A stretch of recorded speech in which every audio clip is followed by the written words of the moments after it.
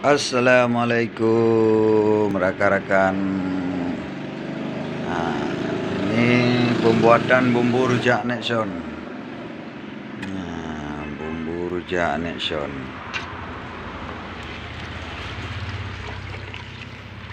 Air direbus, air gula.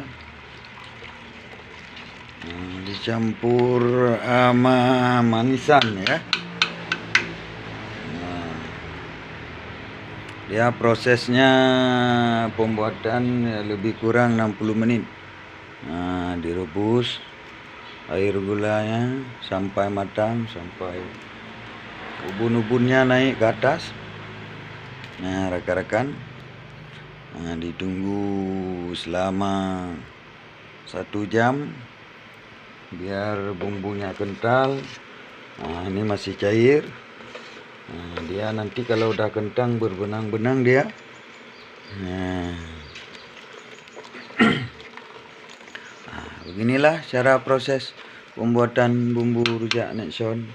Nah, ini mungkin mau matang, ini baru 30 menit. Nah, mungkin 30 menit ke depannya. Ya, begitulah rekan-rekan. Pembuatan bumbu rujak Nexon. Nah, pas manisnya, mantap pedasnya, enak gitu loh. Oke rekan-rekan. Nah, salam dari Nexon. Oke. Assalamualaikum warahmatullahi wabarakatuh.